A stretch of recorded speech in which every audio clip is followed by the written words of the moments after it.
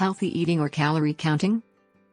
If you're going to eat healthily, you don't just need to balance your diet. It's no good eating just the right proportion of carbohydrate, protein and fat if you're still eating far too much food. That's why food labels also tell you how many calories the food contains, so you can limit your calorie intake and make sure not to consume too many in a day. The amount of calories you will need varies from person to person, depending on your gender, age, build, what kind of work you do, and all sorts of other factors. As a rough guide, though, women need about 2,000 calories per day to function properly, while men need around 2,500. A good way to organize this is to have 500 calories for breakfast, 500 for lunch and 1,000 for dinner, as men and women tend to eat together in the evenings. A man may find it easiest to eat a large lunch in order to get his extra 500 calories. In practice, you will probably want to keep each meal 100 calories or so under these amounts, to allow for a modest amount of snacking. The world is full of fad diets, but this is one that works. Combined with exercise, there is simply no way for calorie counting to fail, provided you have the willpower to stick with it. The reason that there are so many ways out there to lose weight fast is that many people, unfortunately, find it hard to make themselves count calories. One tip: if you find it annoying to add up how many calories you're putting in food, you might find it easier to work out and write down how many calories there are in the meals you make regularly.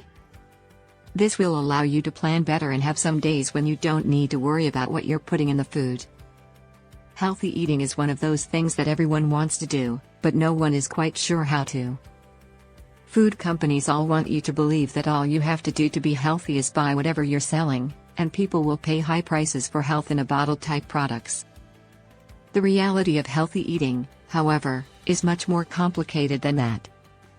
The key to healthy eating is one little word: balance. You need to balance all the different food groups in your diet. That's diet as in things you eat, not diet as in weight loss. That means carbohydrates, fats and proteins should all feature equally in each meal you eat.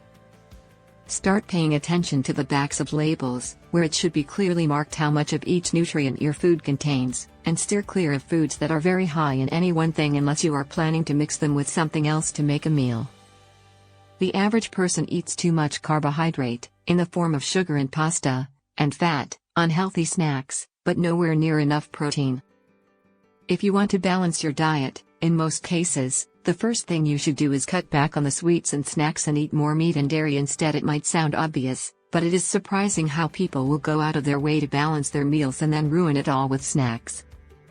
Apart from carbohydrates, proteins and fats, the other things you need to worry about are vitamins. Most vitamins are necessary in at least small quantities for your body to function properly.